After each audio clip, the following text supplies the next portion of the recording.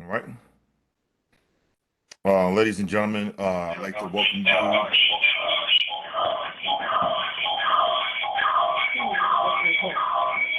Joanne, you have to, Joanne, you're going to have to mute one of your phones. Okay. Uh, Okay. all right, you have to mute your phone. Did you get onto the WebEx, ma'am? All right. So, ladies and gentlemen, I'd like to welcome you to the second MSUAA chapter workshop, session one. My name is Alon Peoples. I'm just going to go through some basic rules and overview of what the actual platform WebEx can do. We should be used to it. We've been using it for 2 years, but just to go with some basic house rules.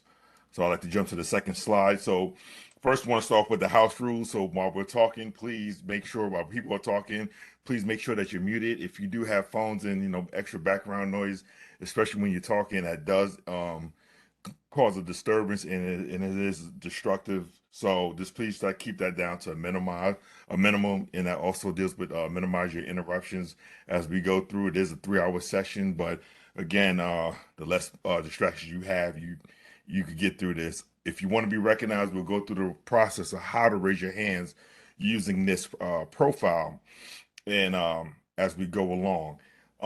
Please, we are a family Morganites here. So please don't talk over each other. So we let everybody talk one at a time. I will help with the actual moderation of individuals when they raise their hands with questions and answers and things of that nature. Now, if your audio, sound, and video begins to freeze, most likely that is something that is happening on your side of the world, and I can't physically help you because I'm not there. So sometimes the best thing to do is to actually close all of your extra programs that you have in the background. And if it's still giving you problems, log back out, log back in. And that usually clears it up or actually restart your machine. And last but not least, I don't like this particular rule, but it has to be said. Sometimes if we start to get a little bit out of control and somebody begins to get unruly, we'll give you a warning and let you know that something is going wrong and you're not being acting like family. And if you continue to act out of control, you can and will be expelled from the actual meeting where you won't be able to get back in or sneak back in even under another actual username. So I just want to let you go through that right now. And since our numbers are pretty low for this actual web workshop, and one of the things that we like to do is because we are doing a website workshop, it's also good that we see each other's face because we want to continue to see each other versus talking to a bunch of boxes and names. That's not fun. So we'll talk about the actual overview of the web of the interface for WebEx. Okay, so if you start off to the bottom left, you'll see you have your button to unmute and mute your voice. Right next to that, you'll have your button to unmute and mute your video. Then from there, you have two buttons go past the share, and then you see raise your hand button. So that's how you raise your hand. WebEx moved that out. So we had to make a change to that. So it's readily available. So you can raise it. And after you finish answering your questions, once you get recognized, you can put your hands down. The next thing next to that is the emoji Windows button. So there's a lot of things, clapping hands, thumbs up, and things of that nature. So if somebody's actually going through the slides or talking during a presentation, you can use the turtle to say slow down, or the rabbit saying speed up because you're talking too slow along and I can't understand you. Then from there, if you want to see actually who is in the actual presentation, or the workshop, I'm sorry, the workshop, you can actually click on that button. You can see everybody. And then you can also do a chat box, and hopefully everybody has been going into the chat box, putting their name, their chapter, and their position in the chat box for a roll call. One of the things that actually helped us in a couple of sessions with the actual workshops is there is a Q&A. So if you do have a question, if you put it into that box, it actually pops it out for me and we can actually answer it and provide it in that section in. It makes it a little bit easier once we provide feedback to the group writ large. Okay, again, this will be the sessions. This is the topics that we'll be going over as we go through today's session. Give you a minute to look at that. It's going to be a thunderous, fun day. Then from there, just like I said before, please go to the chat and put your information in the chat so we can go forward and take roll call. And again, when we start, not everybody knows each other because we have some new presidents here online and some groups, some chapters that's coming in for the first time in a long time. So please, when you speak, just provide your name and your chapter. So I didn't do that when I started, but I am Alon Peoples, the president of ROTC, and also the IT committee chair for the MSUAA. With that being said, we would like to turn it over to Heidi and Phyllis. Over to you, ma'am.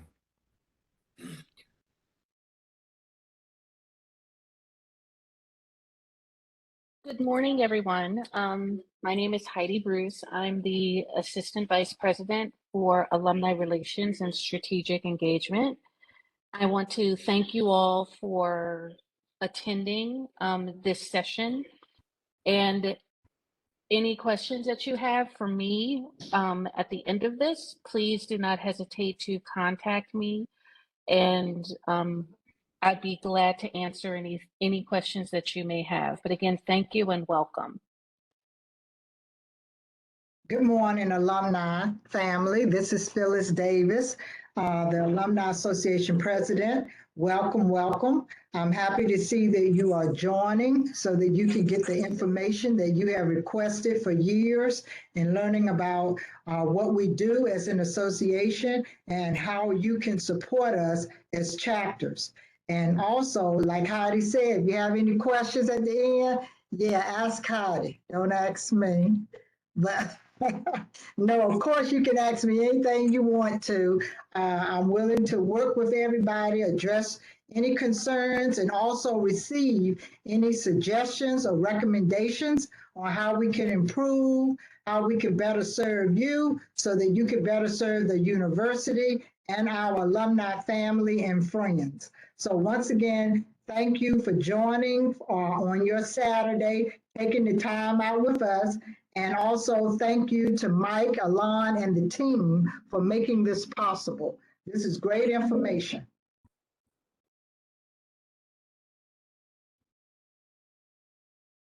All right, we'll start off our first topic and we'll turn it over to Heidi. Ma'am, on you. Just let me know when you need me to drive. Thank you, Alon. Good morning, everyone. I am just going to give you kind of an overview of institutional advancement and how institutional advancement relates to not only the foundation, but also to the Alumni Association. So hopefully you find some of this a little bit helpful. Okay, next slide, please.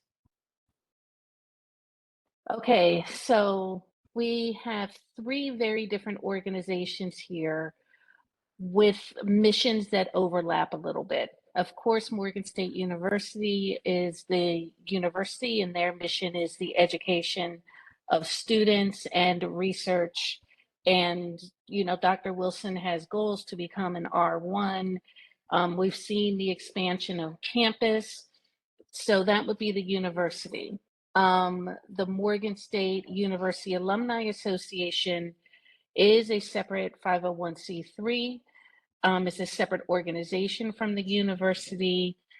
Their mission is to support the university with time, engagement, and resources. Morgan State University Foundation is also a separate 501c3 from the Alumni Association. It is responsible for the management of all of the funds that have been raised over the years in the endowments. So if you make a donation to an endowment, you make the check out to the Morgan State University Foundation, they put it in the endowment that you want it to go to, and then they manage the money. They work with financial firms to make sure that the investments are always making money and not losing. So as you can see, three different organizations, missions overlap a little bit though. Next slide, please, Alon. Okay, here's Morgan State University. Some key things. It's designated as a national treasure. Carnegie Hall was the first building on campus built by a grant from the Carnegie Foundation. Recently completed a $250 million campaign, received a $40 million gift from Mackenzie Scott, and the School of Health and Human Services is under construction on the corner of Hillen Road and Argonne Drive. And for those of you who have not been to campus for a while, that's where the Armory used to be. Okay, next slide, please. Here is the university's org chart. So the university is governed by the Board of Regents. The president of the university reports to the Board of Regents, as well as the University Legal Counsel that reports to the Board of Regents. Under the president, you have the various divisions of the university, one of them being institutional advancement. But some of the others are listed there. All of them aren't because it's a long list, but some of the key ones are so that you can see how this works. The Board of Regents makes the decisions about what the university can do, how, if they can build, like, for instance, they just approved building a second dorm. They decide how resources are going to be used and where changes in the university structure need to be made. And the university president reports up to them, and they are technically his boss.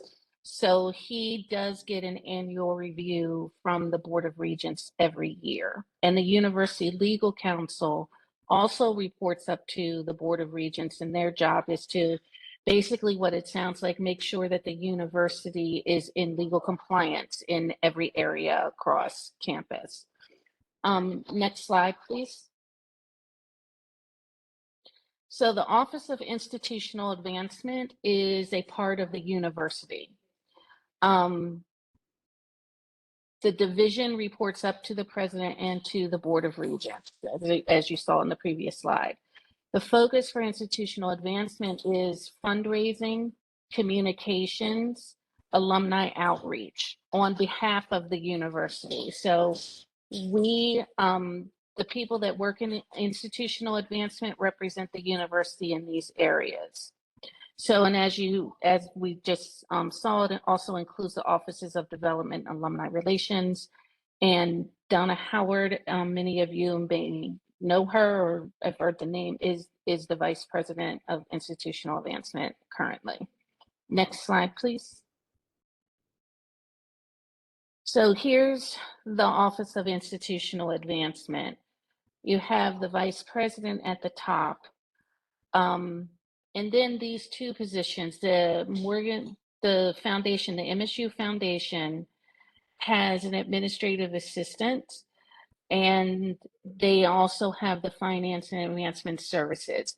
They are off to the side because while they report up to the Vice President, their main functions are to report to the Foundation Board. So the divisions in university and institutional advancement, are the Office of Development, the Office of Alumni Relations, PR, Communications, and Special Events. So next slide, please. So here is how all of these different units relate together. You have development, which includes major giving, annual giving, corporate and foundation relations.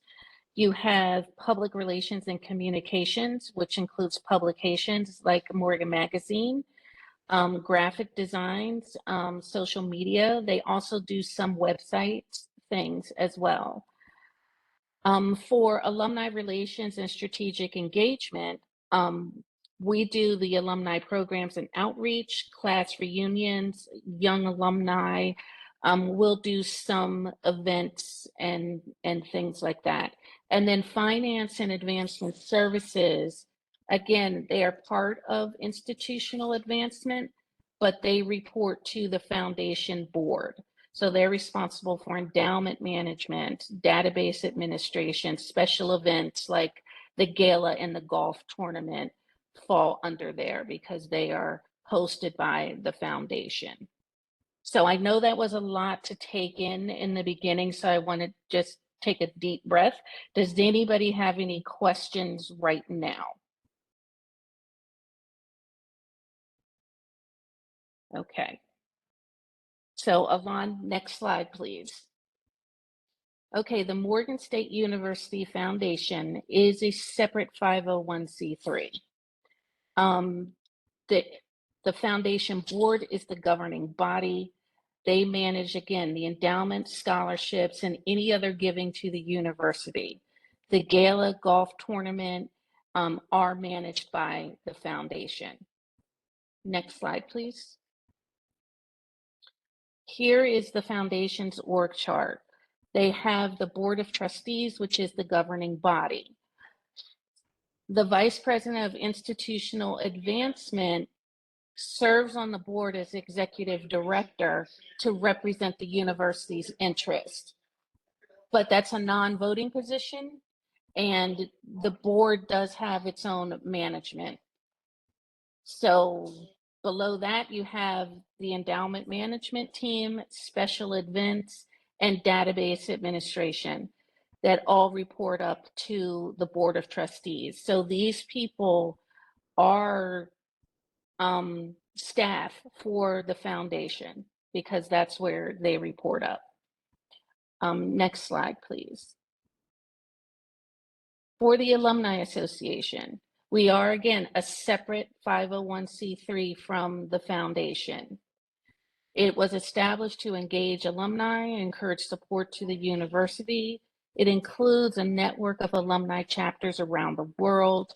A portion of annual dues is donated to the foundation to support scholarships for students at the university.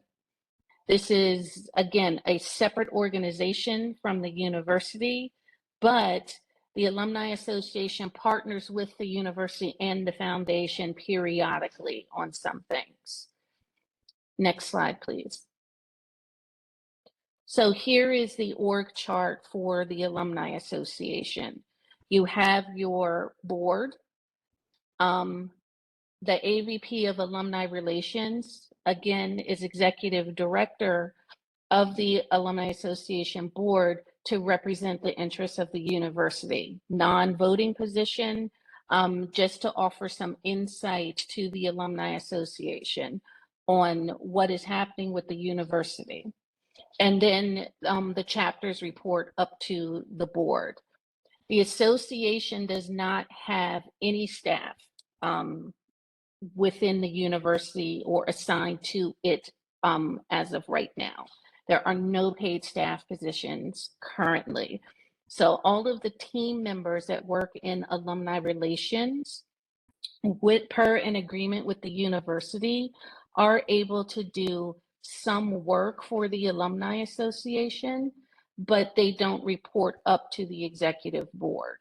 So their work should be assistance and help with making sure the Alumni Association has what it needs to succeed, basically.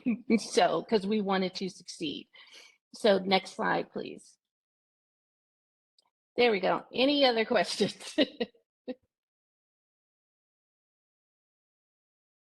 And I do want to mention that the Alumni Association is a volunteer-led organization. So the foundation is also somewhat volunteer, but somewhat appointed.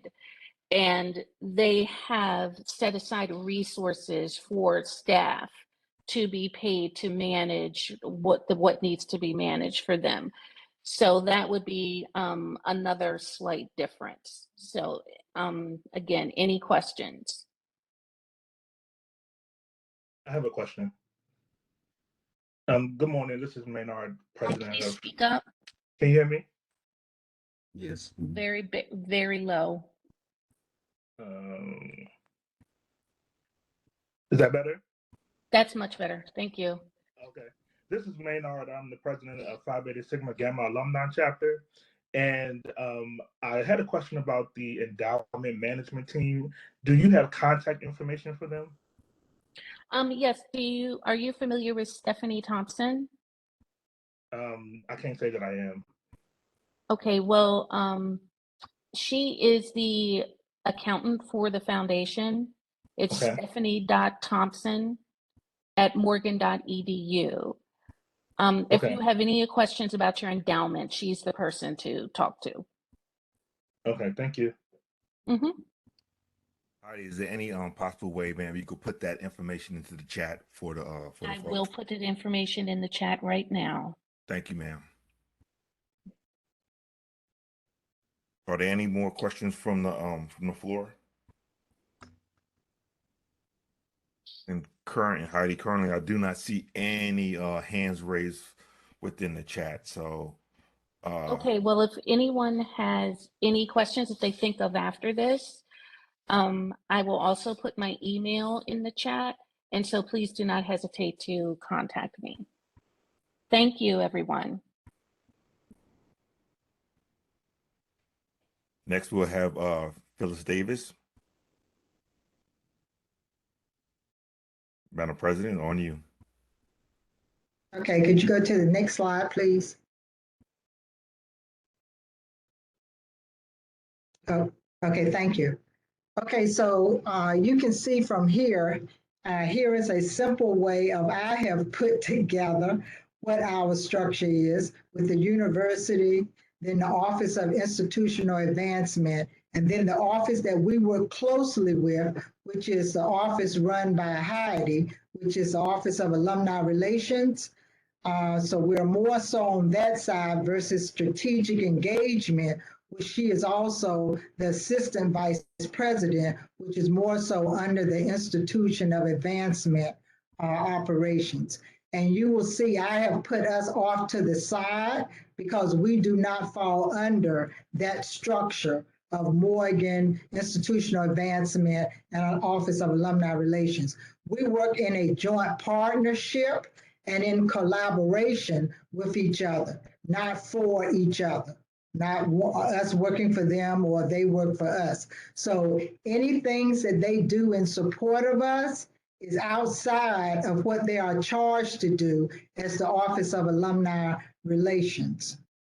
And so we're working with Heidi to identify what portion of work that they do for us actually falls outside of their assigned mission and duties so that we can determine how can we better, based on compensation, work where that is a dedicated amount of support to us versus if I can get to it or if I have the people. Because currently they have a manpower shortfall in which they have positions that they need to fill. So they're pretty much working with a skeleton crew at this time. So when we are asking for things in support, we have to also be mindful that they have a small crew of members that are on board performing this work. As for pre-alumni, those are the students to which the Office of Alumni Relations, because it is on campus, works closely with the pre-alumni group because they are students, so they support them in a lot of activities that go on campus. As far as alumni chapters, they normally do both ways. They'll come to us as the association, or in some cases, they will go directly to the Office of Alumni Relations. And so if Hattie deems it possible or something that falls closely within to what they do for the university for alumni, they oftentimes will support as well if chapters actually go straight to them versus through us to get to them. Do I have any questions about this chart? Okay, next chart, please, Alon. Okay, for the Morgan State University executive structure, you will see that the immediate past president, which is Dr. Fletcher, is over to the side because while he has a vote on the executive board, he pretty much is not working for or anybody. He's actually just contributing, and he's a experienced party who has worked as the president before. So he's also like a mentor and a contributor to the group based on his experience. And then to the side, the other side, you will see then where Heidi and that group falls. They're not under us or over us. And then you will see the slot for the first vice president, Ms. Joanne Mack, and the second vice president, retired Lieutenant Colonel Michael Bale. And then you will see the financial secretary, which is Mr. Leslie Hannibal, who works closely with the treasurer, Mr. Todd Beezer, as well as with Vanessa Gray, who also manages or works Razor's Edge and some other items that we need when we're looking at who is financial with the association as well as with chapters. And then to the, well, my right, your left, the secretary, which is Ms. Gaynell Lewis Fleming. Do you have any questions about those positions or how they support you as chapters? And if you go to the bylaws, you'll see more in depth where each position, how they assist or bring support to you based on our bylaws and constitution and what their duties are, what they're charged with. If we could go to the next slide, Alon. Okay, our purpose based on our mission and our vision pretty much is charitable, as in we provide scholarships and we provide service and assistance to the chapters and to the students of the university, as well as to the university, and educational, in which we recruit, bring in potential students to Morgan. The local chapters do this in offering scholarships, identifying students that come to Morgan. We also extend and have relationships with those who are among our alumni who may not be in chapters or may be key components of fundraising for the university or in offering support to the actual alumni association.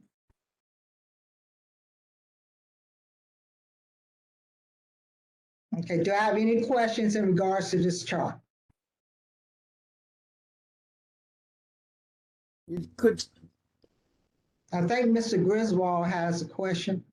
yes. The alumni house, how does it, and the building itself, how does it now fit into the structure of the university? How do you want to address that? Sure. The Alumni House is part of the university's campus and buildings. They maintain it and they are responsible for the overall structure. Just to follow up to that, some years ago, a fund was established in the foundation. At that time, it was that the executive director, you, could like buy new bed sheets for the apartment rooms that are in there, or do something to the kitchen that was in the basement and so forth. Does that still exist? That fund does still exist, and we are working with the university to determine what we can change because it is a historical building, so we have to just tread very carefully on the things that we can change. Thank you. Mm-hmm. Lauren, next slide, please. Okay, so in basic, here is our mission as the executive committee in support of the chapters and in support of the association. And so pretty much everything that is here, you also find in the bylaws and in the Constitution that we have been charged with as the executive committee. So as you are familiar with, when we have the alumni luncheon, or when we have the lifetime brunch during homecoming, these are things that we are authorized to use and funds for, to disbursement for. We also, if you will recall, during the COVID, we donated $10,000 to the university in support of the students that had to be relocated, students that needed IT equipment so that they could do the virtual learning. So there are several things that we do and decisions that are made by the executive committee, also with the board, in determining disbursements in support of the university and in support of the association and chapters. We also do establishment of processes and procedures in the operation of the association, in making it a transferable process when a new administration comes in. So in the establishment of SOPs and policies, pretty much the same as at the chapter level, in which you may have a administrative handbook that you hand off to the next group, which makes it easier then for them to transition in without having to reinvent the wheel or to recreate the processes necessary to function in a smooth and efficient manner. We also fill any vacancies that may come on the executive committee, which is not doing an election year, would be by appointment to serve at the pleasure of the president. During an election year, we encourage and welcome all those who are willing to serve to throw their hat into the ring and to come out, because we will benefit from your leadership skills as well as your time and your treasures to the association and the university. We appoint chairs for various committees. If they are ad hoc, such as with the bylaws committee or with looking at the awards committee as we change and grow, and other ad hoc. And then we have those committees that are standing, like the finance committee, which is led by Todd Beezer, which is a standing one, in which they look at how we're going to operate financially, building the budget that comes before the board for vote and so forth. We also have the IT committee, which is relatively new, about 3 or 4 years old, which is led by Alon Peoples, and he has a group of people. Now, he could get more people because he has a small group so that he won't be a one-man show, but he does have some loyal members that help and support him. So we could always do with more people that are IT savvy and that can help us to go into the 21st century of technology that makes all our lives easier and makes the operation of the association run more smoothly, so that we can vote and we can do other things, and branching out and reaching a younger demographic and bringing them in as well. Then we have also with the finance group, we have the audit team, which looks at our books and finances and make sure we're operating within the guidelines of the IRS, and as well as being a 501c3. And speaking of that, you'll hear this again, but we need all the chapters to ensure that they do their card every year to the IRS so that you will not lose your tax exempt number, because there's a lot of work to get that back. So that's just a little plug there for Todd's group, to which you do have to send a copy showing you have done so, which is in the bylaws.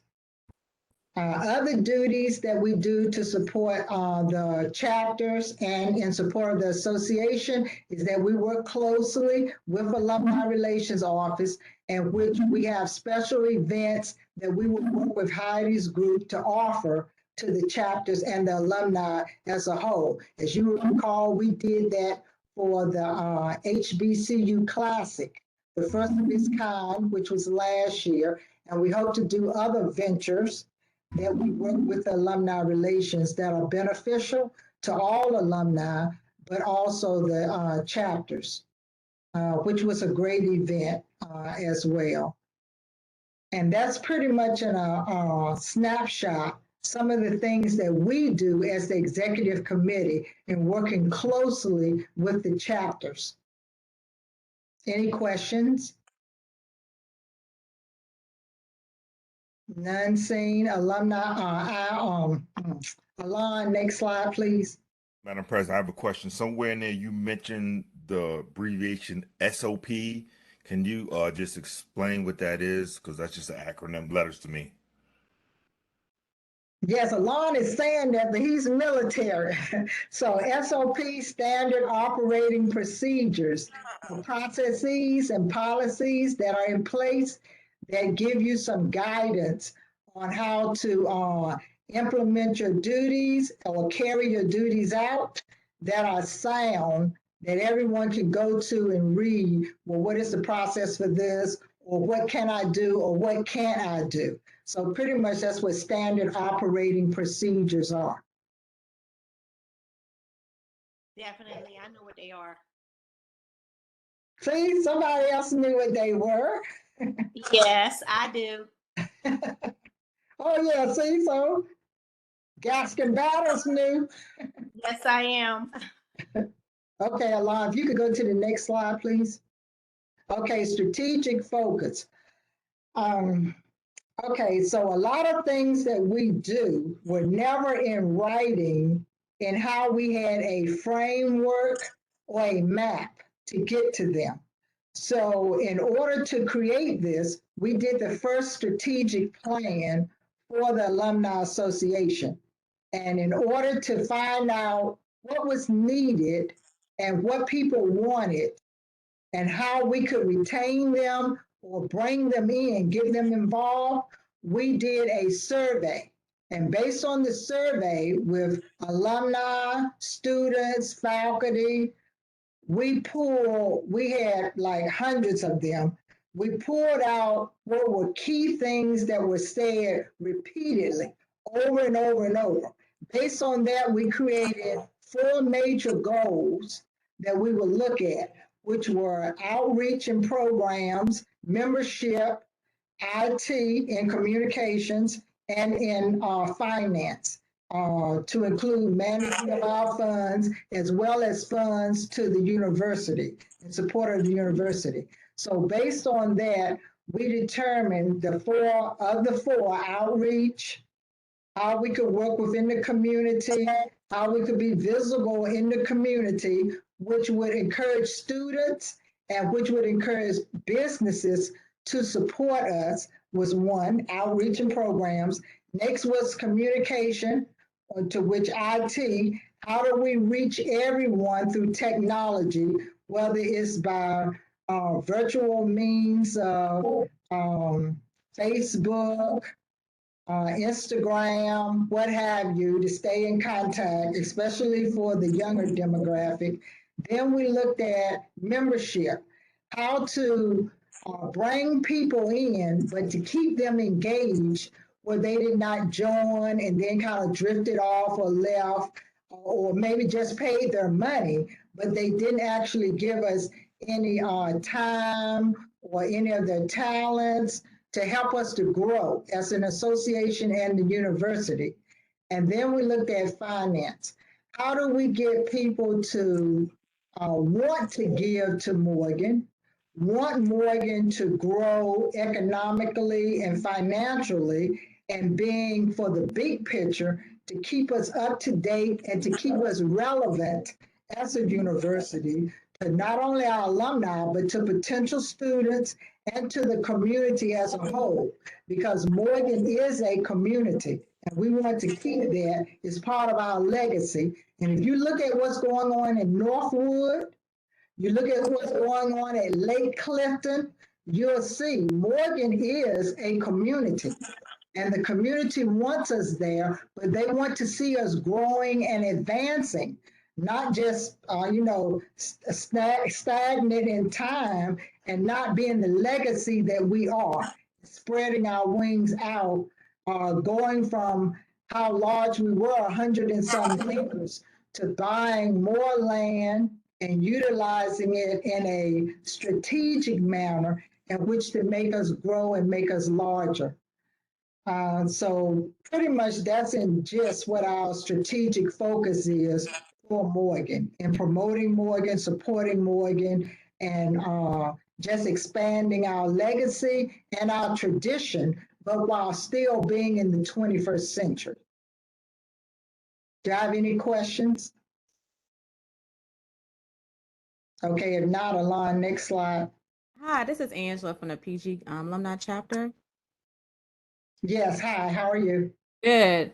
So I have a question about that, your strategic focus. So is the expectation is that your strategic focus will trickle down to the chapter level, meaning that once you have your strategic, I guess, focus or strategies together, will it be standardized and be pushed down to the chapter to help, I guess, build or grow on those strategic efforts?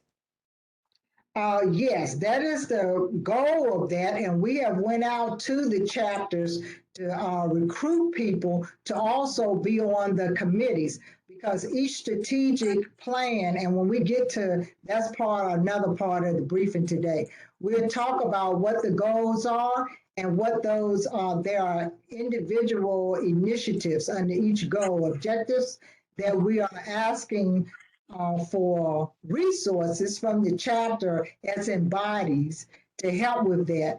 But as with all organizational structures, what we have at the top, we want to filter down. So the chapter may have different areas that they find for goals that filter into the higher level of the association, but support it. So when we're looking at membership as a goal for bringing in alumni, chapters may be looking at it for bringing in younger people into the chapters, having targeting a younger demographic to bring them in, because we do have some chapters that have expressed concerns and seeking solutions and bringing younger folks into the chapters.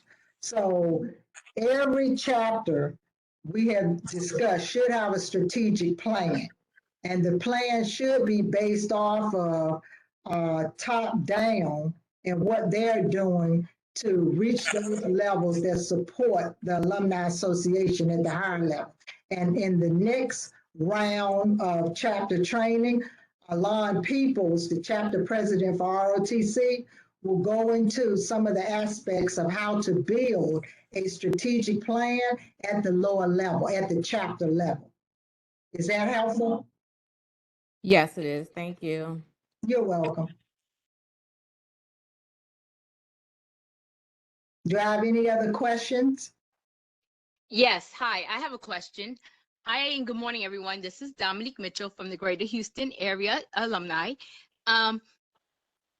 In discussing your strategic plan, I was wondering, for those chapters that are out of state, that are not within the DMV area, have you considered possibly, visiting others, the out of state chapters? Because sometimes when the alumni is more visible from the Maryland area, from Morgan State, we might be able to engage more people having a meeting with the alumni. Is that something that you guys have thought about or considered possibly visiting some of these out of state chapters? Because I know that the admissions office, when he came down to visit our Mr. Thomas, Reginald Thomas came down to visit us, it was really well received, and people were responsive, actually meeting the admissions representative at the local side. But then the pandemic hit. We didn't think that we would be this long in a pandemic, and now everything else is going on. It seems like a lot of the focus and attention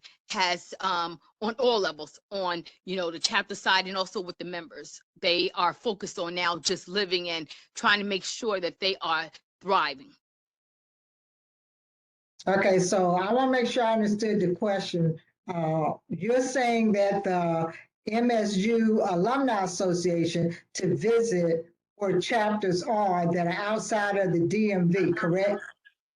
Yes, if they could send a representative, maybe do like a training or a meet and greet with a representative, and maybe that can pull people in and get them, encouraged to participate.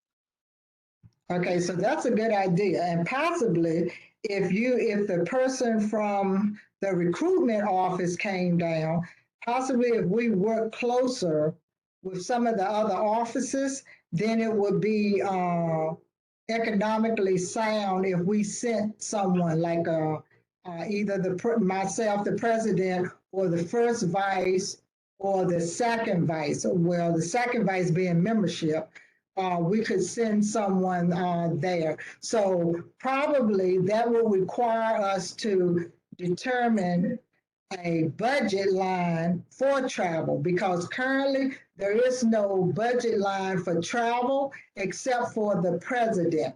There is no budget line for anyone else. And the budget line that is for the president, which you guys will see when we present, each year the budget, it's very small because we, as an association, we do not have I'll say, an extended amount of money for travel because we use it in support of university and student activities more so than travel. And so when we travel, that is, comes out of the Alumni Association budget. So we try not to do too much. So you're correct. It's easier to go to Southern Maryland or DC or Philadelphia than it is to go to Texas because, of course, we're talking room and board, rental car, and so forth. So it's a bit more expensive. But because we're doing the strategic plan, then that is something that in membership and in outreach programs, we can decide to, when we do the next budget, look at having a line that is for travel as well as training for the executive committee. And then that would be beneficial to the entire association because we will get firsthand what a chapter needs, what their particular challenges or interests may be. So yes, that's a very good suggestion. Thank you, President. You're welcome. Do you have any other questions? Andrea? Yes, when you just stated about a budget, maybe a line item, one thing that I was thinking about, if you created that, if the chapter can afford it or if they can't, maybe they can help offset some of those costs if you decide to send someone out there to do the training, because depending on where you have to go, like I say, for the hotel, the air or train, and the room and board, and if you stay a day, I'm not quite sure how many, if you need 1 or 2 days. If you arrive in the evening, training will be that morning, then you check out and fly back home. So that just could be a one night, overnight stay and training that day. So maybe that's something that if a chapter is thinking about it, so the line item can be listed, but the chapter who is requesting the training, hopefully it won't be a burden on them, that they can reimburse you for that, reimburse the Alumni Association for that money. Well, that's okay. That's a good suggestion. I think we probably can discuss that because some chapters are larger than others. And of course, I personally would not be asking the association to fund me to go to Africa. No. Even though that would be a nice trip for everyone to pick up, we do a trip there. Everybody pay their own fare. Yeah, because one of our chapters, as you all know, is in Africa. So, of course, that would be an expensive trip. Now, if the president was going and we got Heidi or somebody to offset us, we might could go. But I think we can work out and come to a solution within the strategic plan process of membership and for outreach program. We should be able to come up with a suitable budget that we could identify for funds to be used. And hopefully, when the new, as you all know, the Vice President of Institutional Advancement will be retiring, Ms. Howard, in December. So we're currently recruiting for another Vice President, to which myself and Heidi are on the research committee in search of this position. So possibly we may start doing other things that can help to offset such activities. Do I have any other questions? Dominique, do you have another question, ma'am?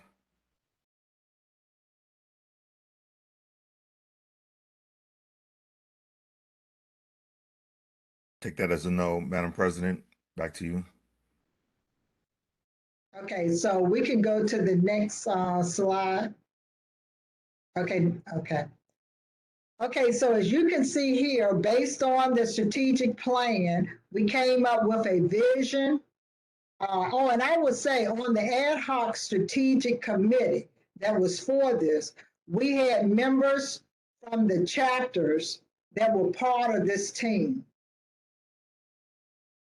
That we came up with how will we get the data, how will we determine what the goals were based on the surveys, and the revamping of the mission and the establishment of a vision and core values. We also looked at the university strategic plan, and based on that, it helped to shape and form our plan under the larger umbrella of the university. So you see the vision is something short and sweet. You can remember, and you can, if you're in the elevator, do a 3-second, what our vision as an association is, then our mission, and then what our core values are. Next slide, Alon. And these, as we discussed earlier, these are our goals: communication, membership, outreach, and financial. And under each goal, there are several initiatives. And during each meeting, the chairs for each goal will brief out the status on a status report. If you attended the last meeting, each of the chairs brief where they are on the initiatives that support their goals. So for communication, the chair is Alon Peoples, who is the ROTC president as well, and the chair for IT committee. He has communication, and he's welcoming anybody who wants to join that committee to work these goals and objectives. And then on membership, it's the second vice president, which is Mike Bale. And Mike is also establishing a membership committee that will be a standing committee, like IT. The IT committee is a standing committee. And then outreach, which is the first vice president, Joanne Mack. And then the different goals under there. So she's also seeking members for that committee.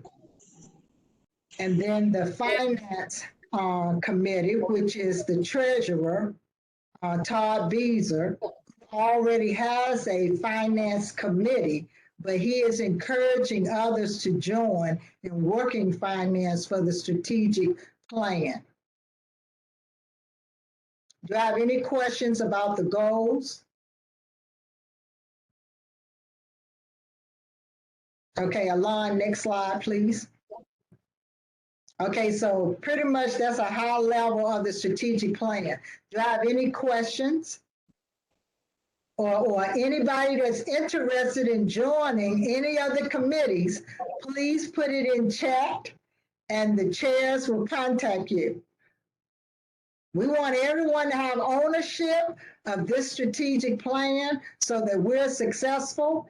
And also it will be beneficial when you do your strategic plan, when you tie into the overall association plan.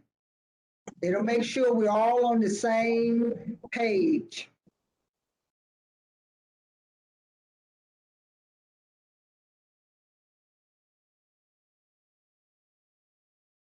Okay, by seeing no questions, that concludes my presentations to the group.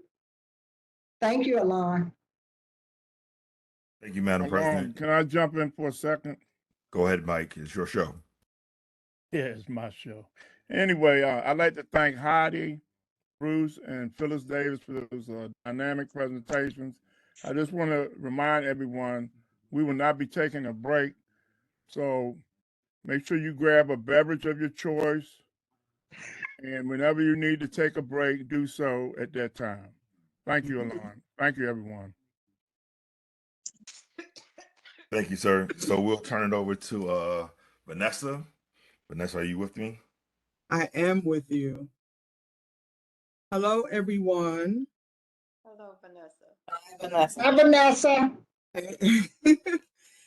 So, times are changing. What about you? Next. These are the topics that I'll be talking about today.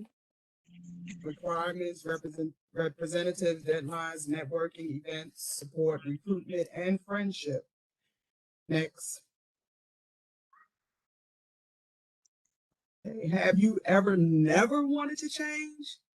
Then you realize that change is inevitable and it is also sometimes good. Next. So we still have some of the same requirements. They have not changed and have existed in our chapter handbook for years before me. So I previously stated that change is inevitable. Allow me to introduce what we already have and then the changes that will come. So elected officers, president, vice president, secretary, and treasurer, we must have those positions filled for a chapter. Chapters must hold regular meetings. All chapter members should be financial with the association.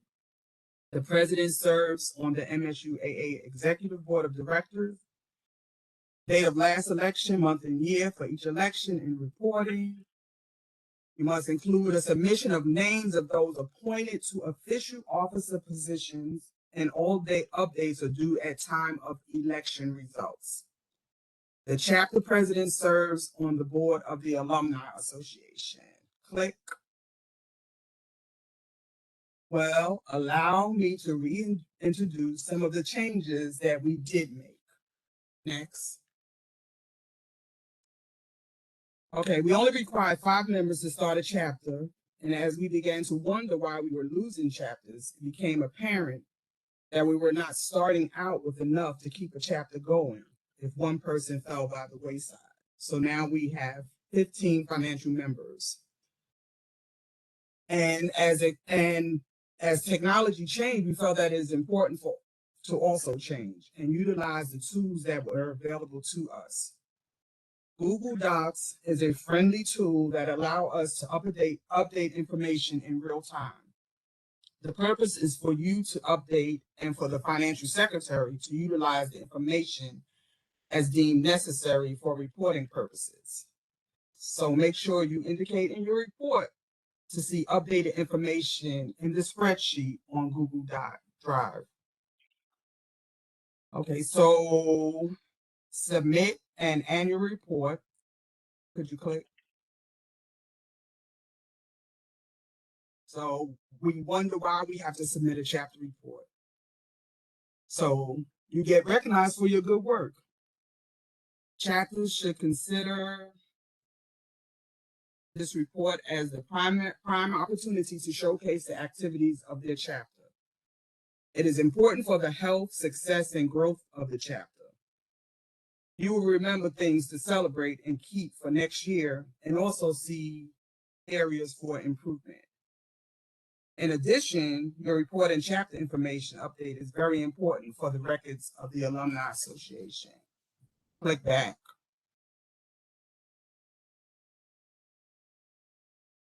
Okay, what about representatives?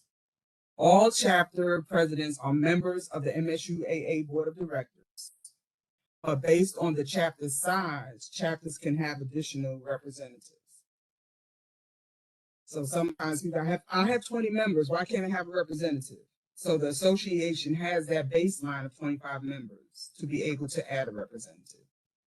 And in your report, you should indicate who your representatives are based on your membership of 25 or more. Next. Yes, we still have deadlines. So internally, July 1st, chapter roster via Google Docs, 990, and submitted last November. Chapter annual report, accomplishments of prior fiscal year, list of upcoming events, and financial statements. Submission chapter bylaws if changes were made. November 15th is with the 990 is when the 990 needs to be submitted to the IRS. So any of these documents can be submitted before the date indicated above. Next. Now we're going to go through some really nice benefits, and I like pictures, so you see pictures. So just one email to me from Ms. Laura Williams of the Cleveland Council of Black Colleges Alumni Association started a network opportunity. Chicago Alumni Chapter stepped up to the plate and a relationship began. We were able to showcase Morgan on one of the biggest stages, the NBA. My point is to think before you do not respond or say no before you know how it will benefit Morgan State University. Ms. Williams' thank you note to me stated, you understood the vision and the importance of Morgan State providing information and resources to guests who may have learned about Morgan State from this event. In addition, your assist helped create an opportunity for guests and families to learn more about Morgan State University in ways that just attending the game could not. So we always have to be very mindful when we're out there that we never know when the opportunity for networking will arise. Next. So having and supporting events can be the most rewarding activity we can ever experience. Our MSU Kenya Alumni Chapter provided services to the Open Hand Children's Home in a small village called, I can't pronounce his name, Koropo. The home rescues abandoned babies. They care and protect them and give them back to the society through adoption. Speaking with Maggie, she indicated that the older ones who attended the homes are quite interested in attending Morgan one day. Of course, we couldn't go to Cleveland without the president stopping by to show us his support. Terrence is the class of 2007. He traveled with the Alumni Association for the first time. And I had discussions with him and a few other brothers, and they were excited to be a part of the travel to Cleveland. And Terrence ended up joining the Alumni Association. He's now a life member. Still working on him to join the chapter, so we'll get that done. Next.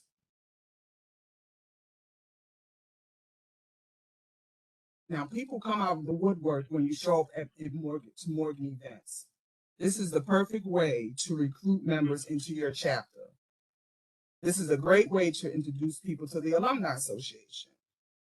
This event has helped us to gain new members and develop new relationships. And this is the trip to the NBA class, the HBCU Classic.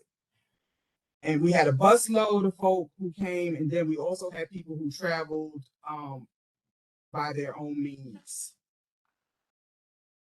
Next. Okay. There are plenty of opportunities for recruitment and potentially give out scholarships to incoming students. It is also a great way to recruit to your chapter.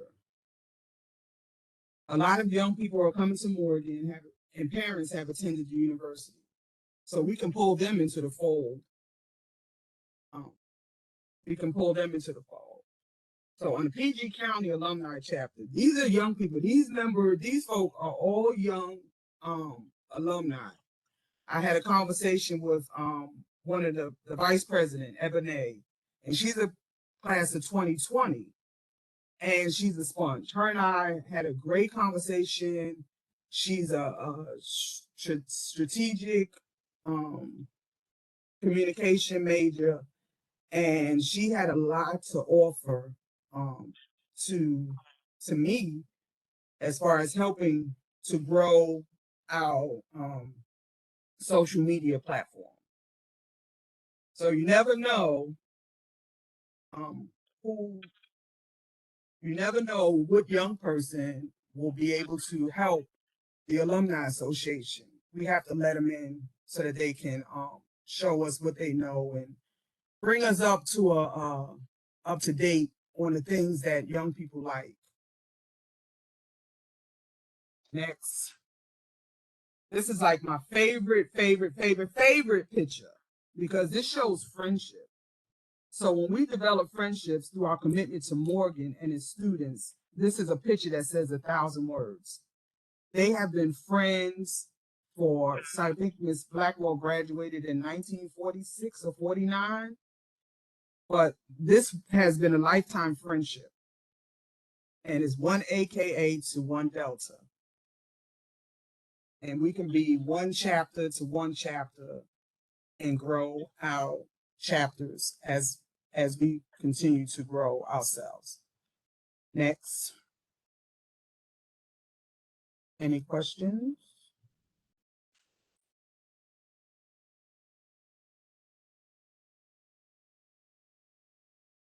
I have a question. Hi, Vanessa. How you doing today? This is Miss Dominique from Houston. Hi, Dominique. I have a question because I want to make sure I understood this correctly.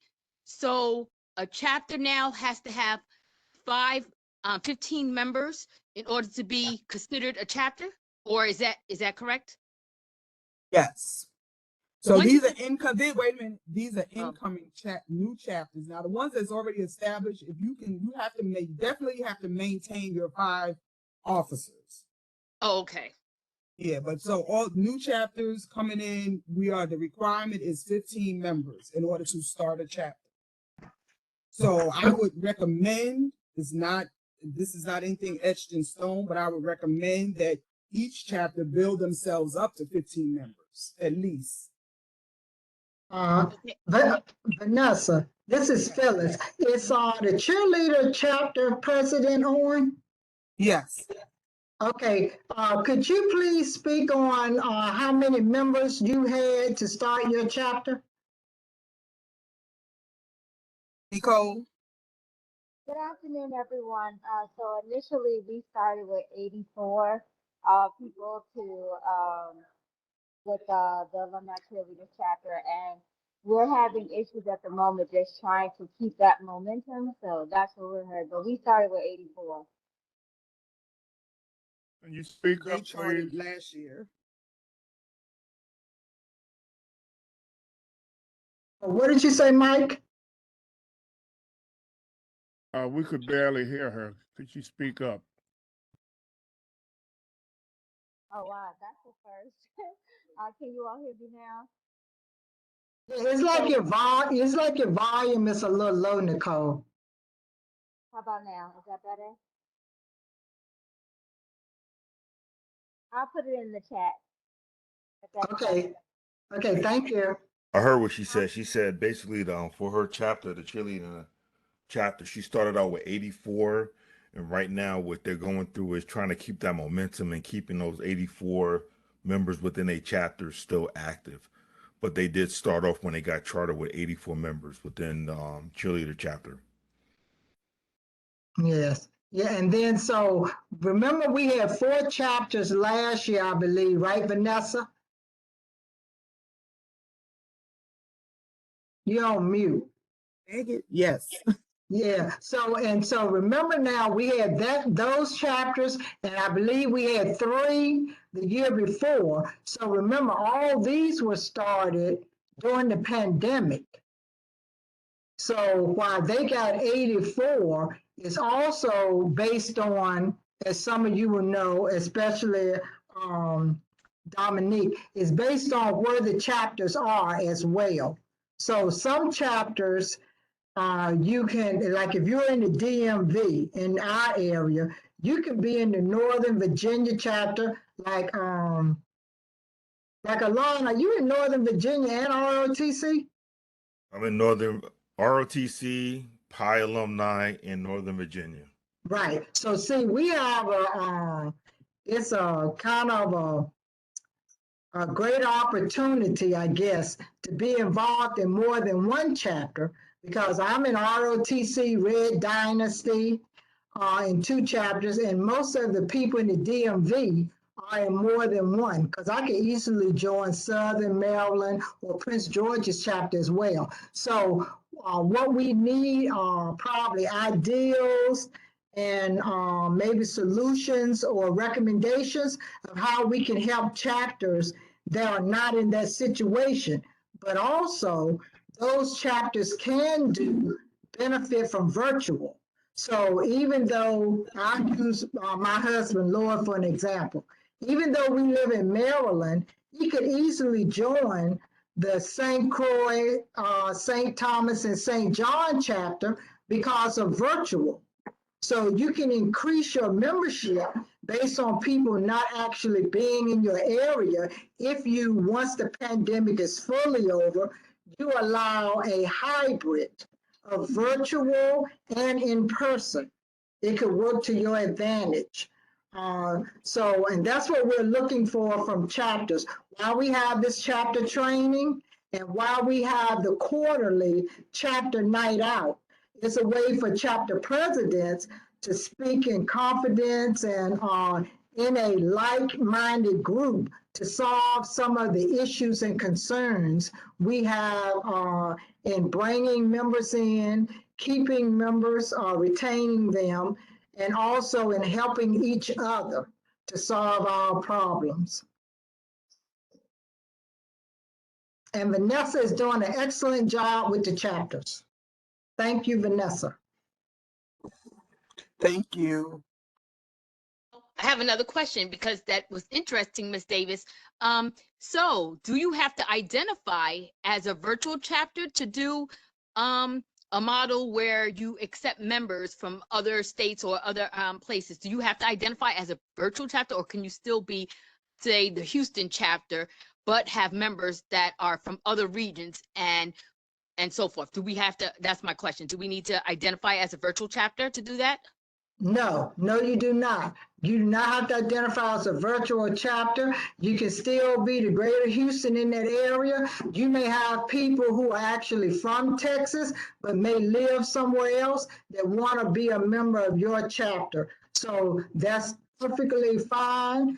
And so you would, in order to have meetings to include them so they can be actually involved, run for office and all of that, you would have to do a hybrid of virtual and in-person meetings. Because, some chapters want to go back to when the pandemic is lifted, meeting in person, because they enjoy the fellowship and the one-on-one.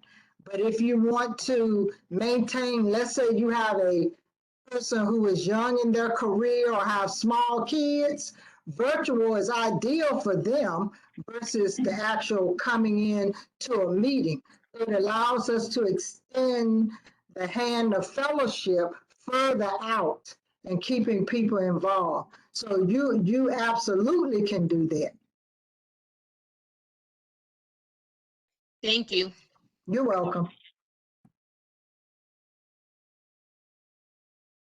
Jill, you have a question? I don't have a question, but I just kind of wanted to piggyback on that a little bit. Can you hear me? Yes, we can. Oh, okay. I belong to the Jacksonville, Florida alumni chapter, and I haven't really been with them all that long, to be honest. But I like it a lot. We have increased our membership. I can't give you the exact numbers right now, but since we have gone virtual, so it really has been an advantage, for us because and we get people from, well, most of them are from like the Jacksonville area, but I think they're. I'm from Orlando. I live in Orlando, so it's not always easy for me to get all the way up to Jacksonville to an in-person meeting. But since the COVID thing has been going on, we've been meeting virtually. We've brought new people and people who are interested in it. We've got questions about it, and we've done all kinds of like fun things for the holidays and had played all kinds of games and all for like Christmas and all that. Our meetings and all. So it's been really neat and it works really well.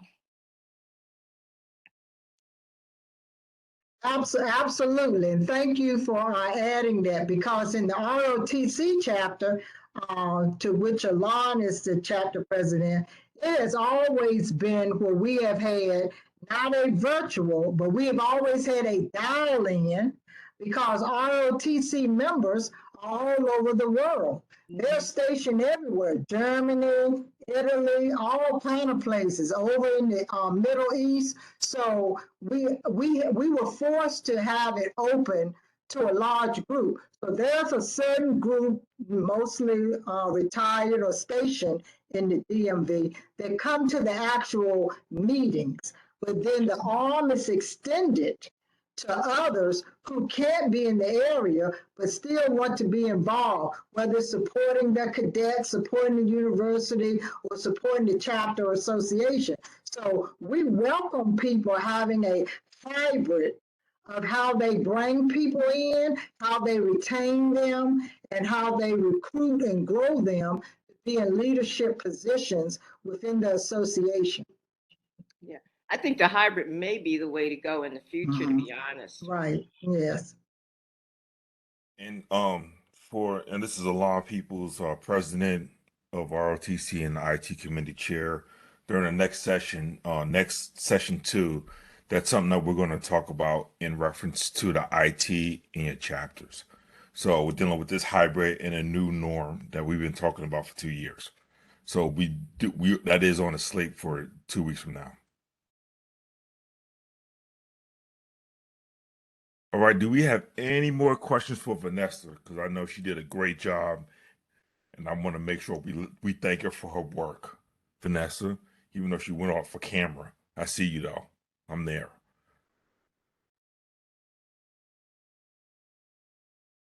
All right, none in the chat, and also there's none. There's no. All right, Cody. Yeah, Vanessa, just a quick question. You mentioned the shared Excel document. I wanted, and I can do this with you offline. And by the way, she's been excellent, very helpful in getting our stuff and what we need.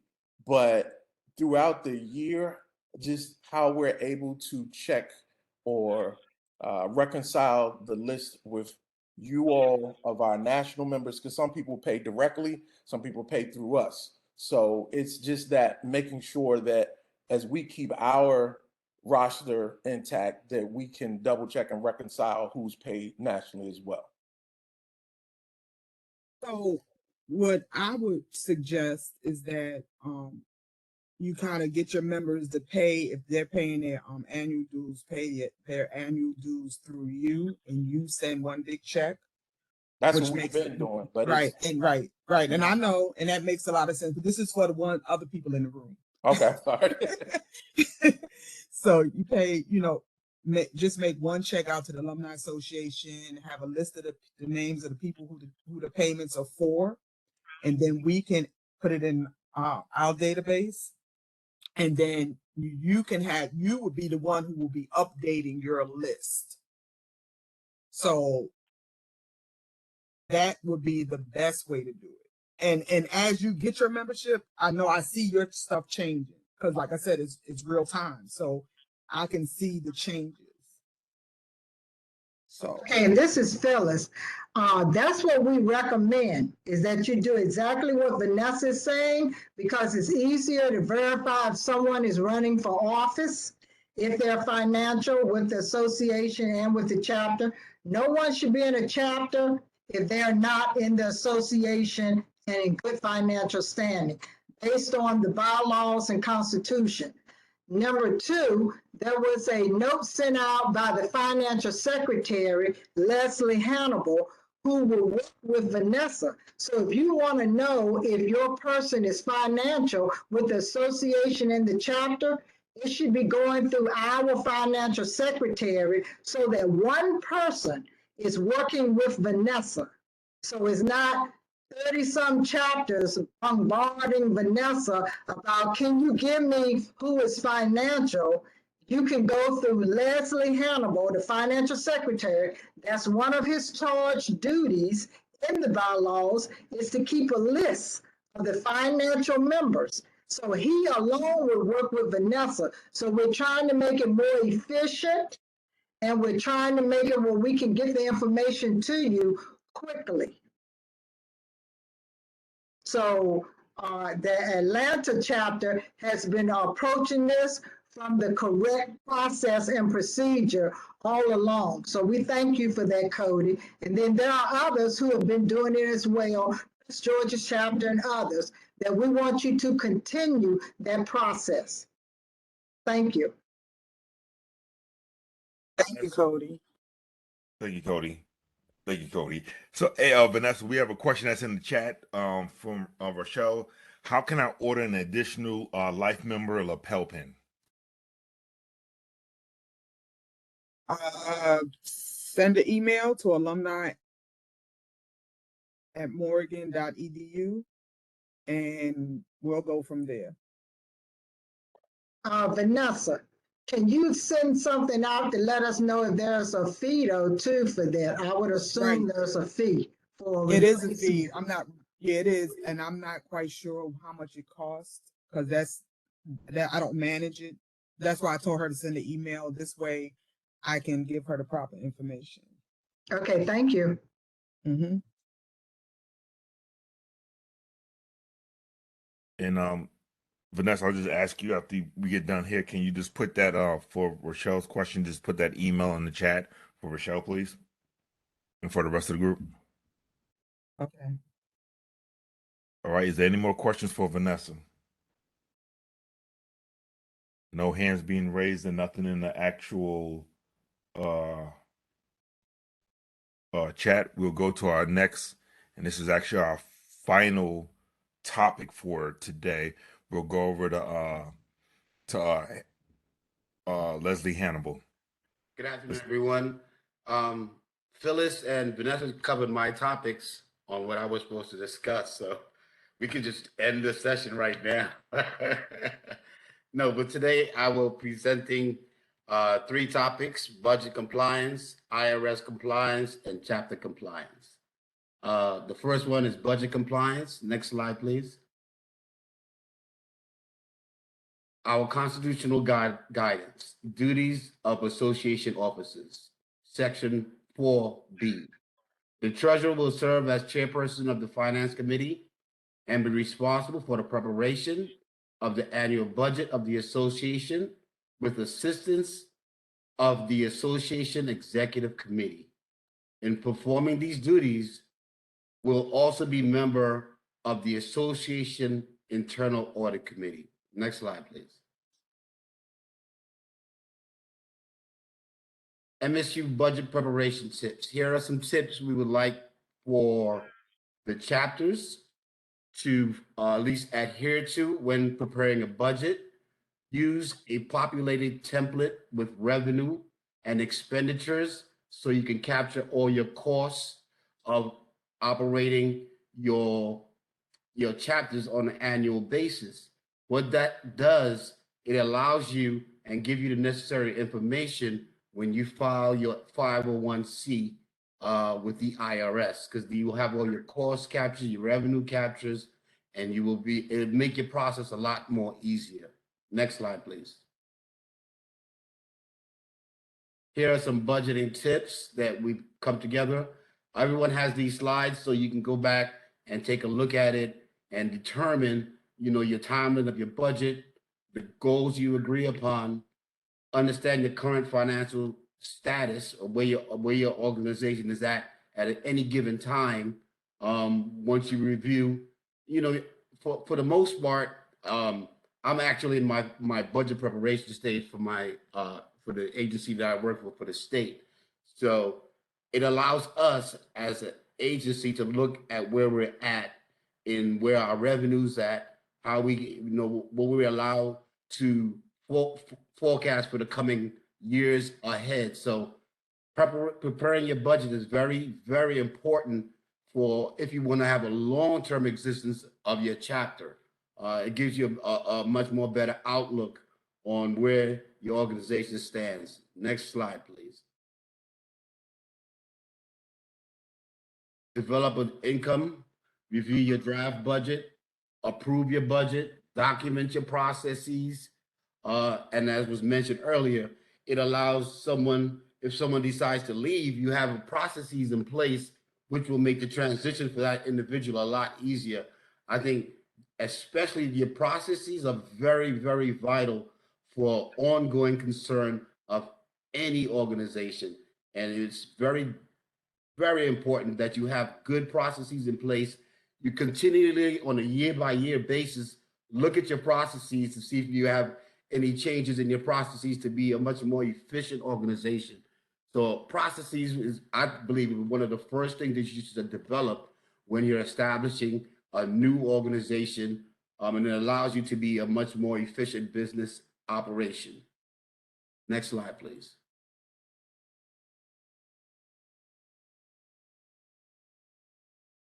Here I will discuss the IRS compliance with your 9090. These are the purposes of establishing yourself as a 90 with the 9090 501c. Primarily tax compliance tools for tax exempt organization. Enhance your transparency.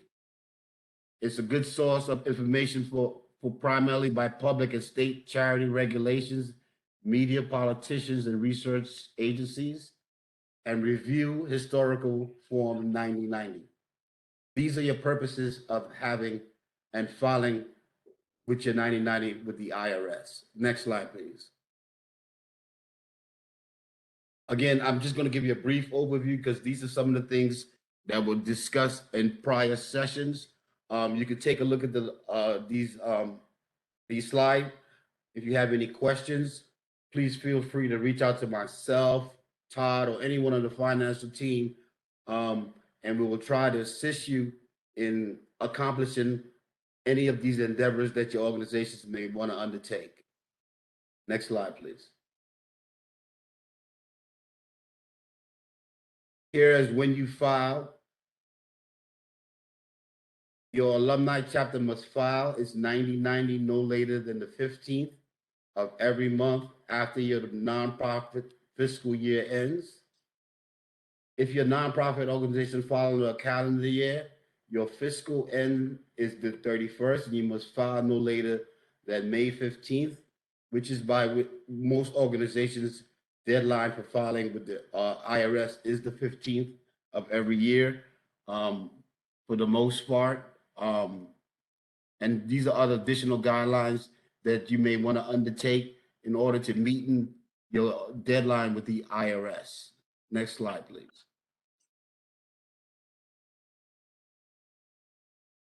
Where are the forms published?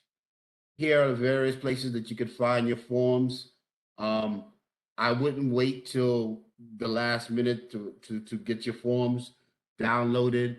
And I would say that seek professional advice if you have an intricate organization, because one thing you don't want to do is to have any errors once you submit the information to the IRS, because it can cause you to have your chapter IRS 9090 not accepted by the IRS. So, and you must adhere to their guidelines.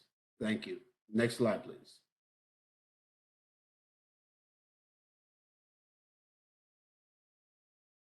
What does the Morgan State University Alumni Association do?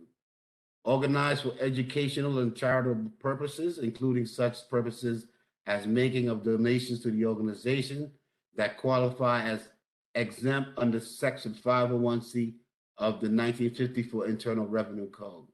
And these are the purposes that we undertake as the association. We do special events, we give out grants, scholarship, in-kind contributions, planned giving, annual funds, and combined charities. So these are some of the undertakings that we do as an association to reach our chapters, to reach members, and to grow the association membership. Next slide, please. Again, was discussed in the previous slide, so you can take a look at it at your leisure. And again, if you have any questions, please feel free to reach out to us, and we'll try to address your questions in a timely manner. Next slide, please. These are the steps that are what a 501c are. You have a 501c corporation, a title holding corporation, civil leagues. These are different various organizations that file under the 501c status. Next slide, please. Chapter financial compliance. Again, these are in our charter. These are the constitutional guidelines for the chapters. The financial status of all association board members must be verified and sent to the association by the member chapter president's treasurer by July 1st. The treasurer is responsible for filing such taxes and other financial reports, which is Article 9, no, Article 10, no, that's 11, excuse me. Article 11, 4F. Next slide, please. Keep the association board informed regarding the status of the association financial members, which was already discussed. That's where we have established the Google Sheet for you to keep your members. What happens, I'm the person responsible for going into that sheet, and I verify the information that you've provided by the information that we have within the association. And that information then will be sent back to you if there are any discrepancies that needs to be cleared up. We also have finance committees set up within the association. And for myself, I'm a member of the audit committee. And these committees are charged with performing certain functions within the organization. And again, one of my duties is the audit.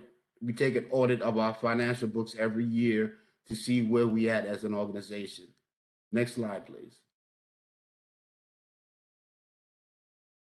The Finance Committee will endeavor in assisting Morgan State University Alumni Association and the alumni chapters become financially solvent by implementing processes and procedures that will ensure compliance and adherence to the bylaws of the MSU Association.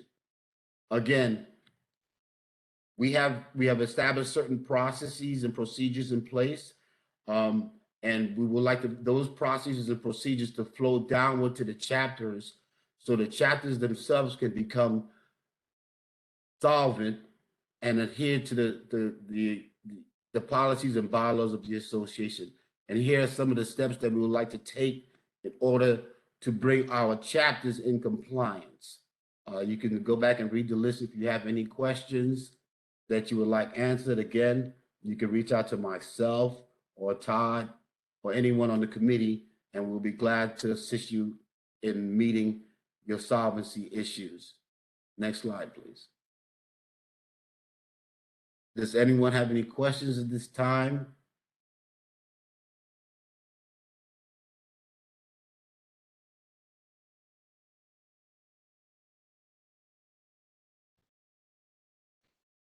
Right. Any question? I think, John, do you have a question, sir? No, I actually don't have a question. I do have an update. Leslie, thank you. Great job. When you look at the chapters that your revenues are less than $50,000, which is probably everyone. Beginning this month of this year, the IRS put out an update that said if you are smaller, meaning under the $50,000 of operating revenue, you would be eligible to file the 990N, right? Form 990N. You now can also file the electronic postcard, the e-postcard, right? But it requires that you sign into the IRS modernized authentication platform, either using their you got to have an active IRS username, or create an account on www.id.me. Okay, that's the IRS credential service providers site. So again, you have just another option. Not only can you file the 990N, but you can also file the e-postcard. So they're trying to make it very, very simple for smaller organizations to be in compliance with their tax filings. Hey, Todd, this is Phyllis. Can you put that in the chat or provide that information where we can send it out to the chapter presidents? I will put it in the chat right now. Thank you. You're welcome. John, did you have a question, sir? And you're muted, sir.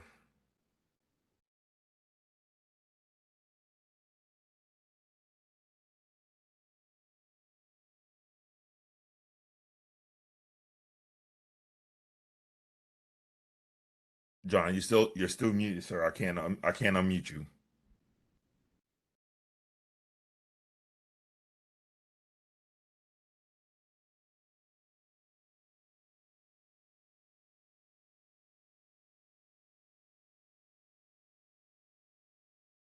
Okay, I'm sorry. I had a question or comment about the investment accounts that the association has. The missions for those accounts was established years and years ago. And I think it's time that we should determine whether we still want to have actual missions or just have actual accounts.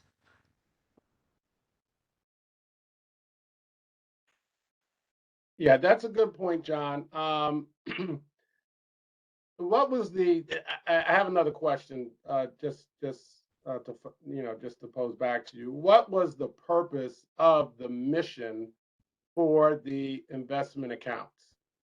All right, for instance, T. Price Rowe was to make loans to students from the associations, and the students would repay the loans to the associations.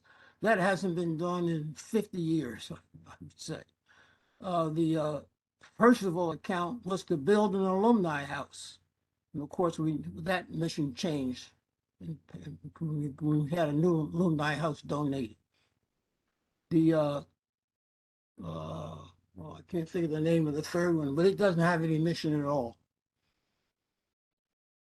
Okay, so Todd, I think possibly that's something that your finance committee, to which I believe Mr. Griswold is on, can look at, because those missions or goals are probably outdated or void now. And of course, the one that was to buy Alumni House, based on what the cost of the Alumni House was probably not going to reach a sufficient amount for that. And in regards to loans to the students, possibly the finance committee could look at if it was used for grants. But we do have a portion of alumni funds when you pay your dues that now go to the foundation for students. So possibly if it was a grant that they could give back, or if it was a grant that we could look at, does the U.S. government or the state also support helping to offset such grants where they are not, you don't have to pay them back? Because if we did a grant, they most certainly would have to pay it back. Madam President, I agree. we will, when the finance committee convenes at our next meeting, we will review the mission of these investment accounts. We, since they're outdated, we need to make sure they're in alignment with the strategic operating or the SOP goals. So absolutely, we will address this during our next finance committee meeting.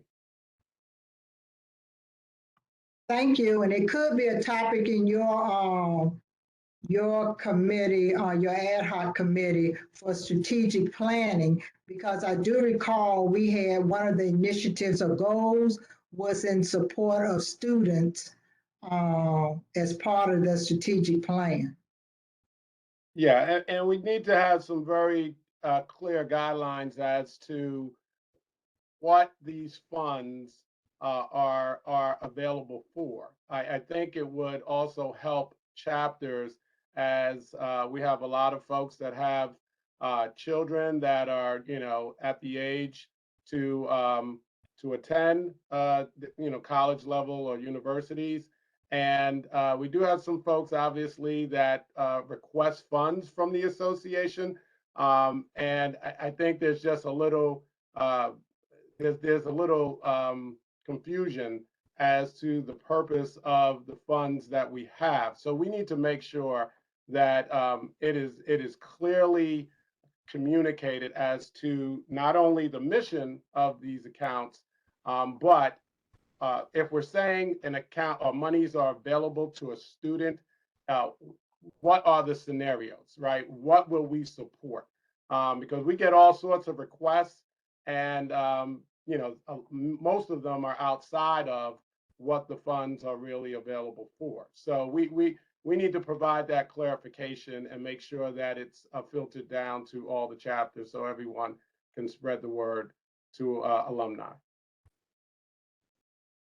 Okay, and on that note, if we could have Vanessa or Heidi speak to the extravaganza that will take place during homecoming and how a portion of that was tagged to go toward the fact of legacy students who are coming to Morgan, something that we're trying to create that addresses just a legacy person who's attending Morgan. So if Heidi or Vanessa could speak to that event that is coming up.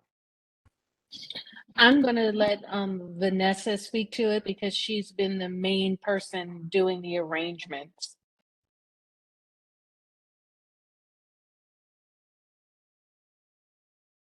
Okay, sorry.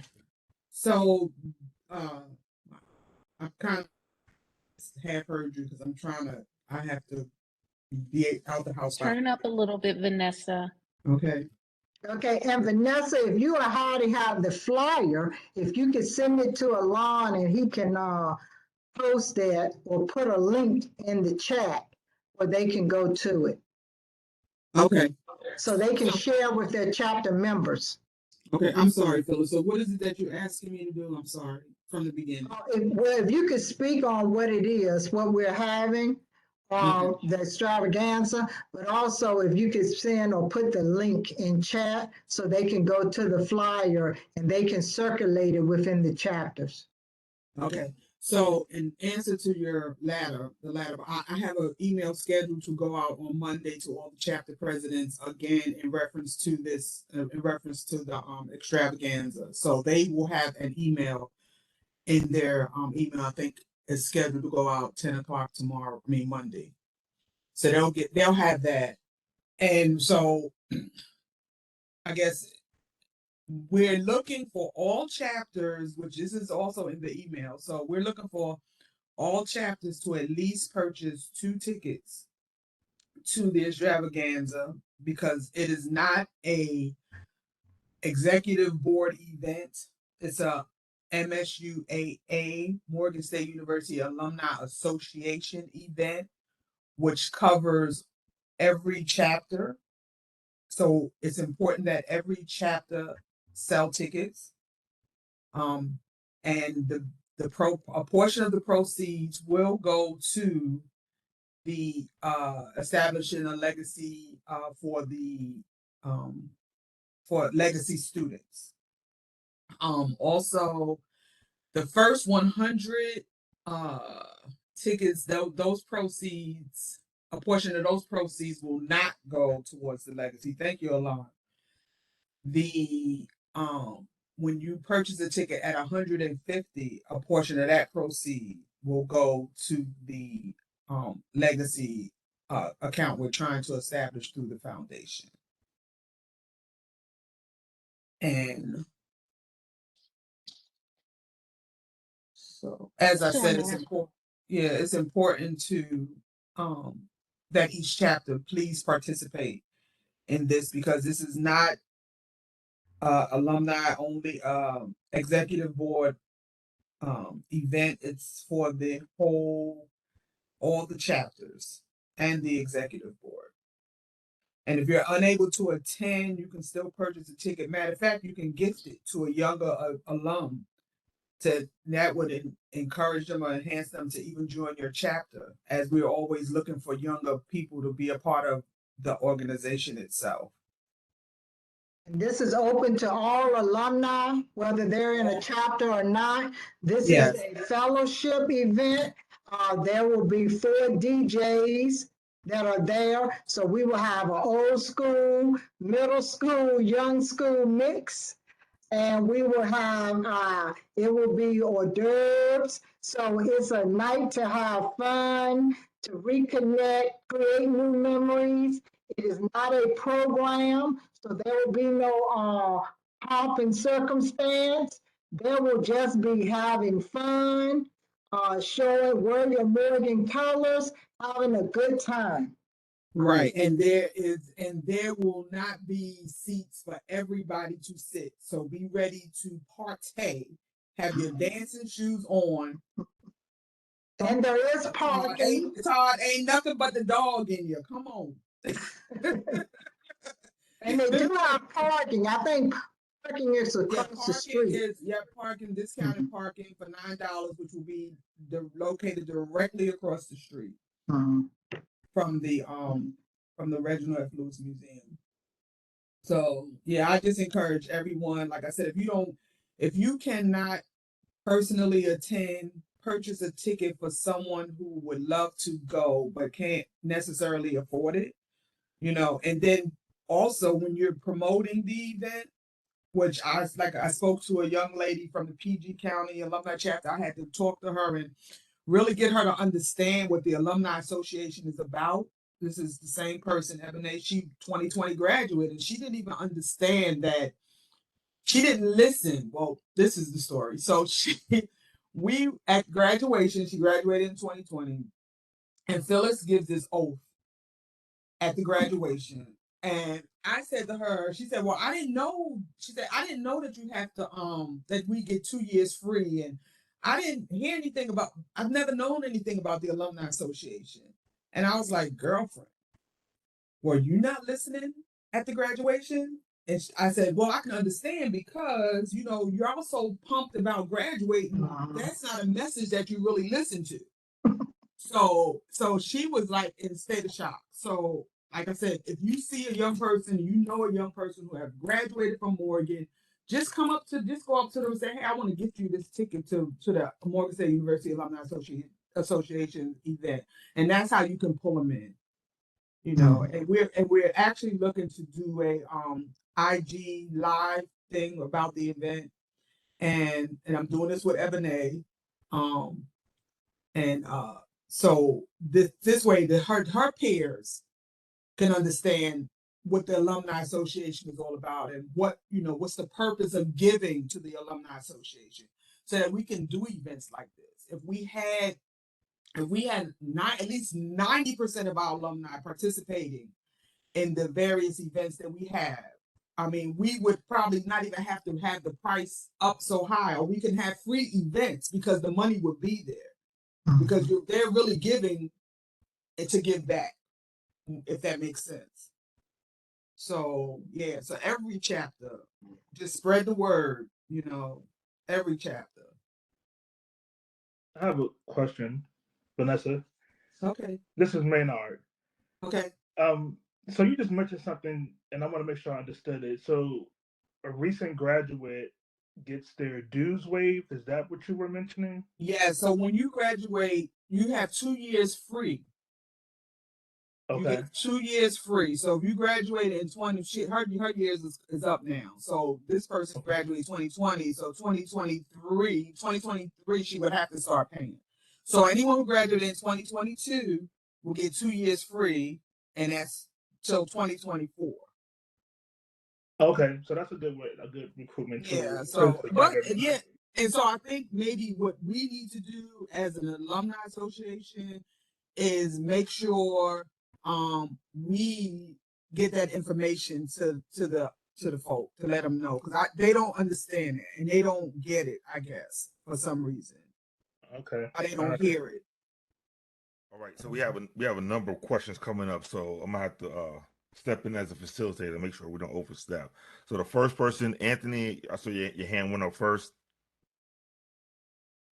Yes, thank you.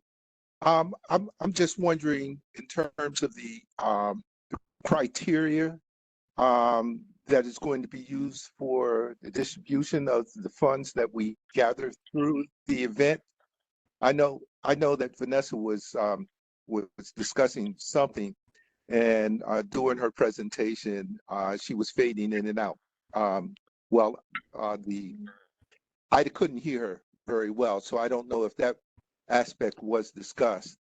That was question number one. Question number two is through the Eventbrite capacity, is it possible to look at the people who purchased the tickets compared to the people who are alumni members, so that we can weed out those who may not be alumni members to try to attract to become alumni members?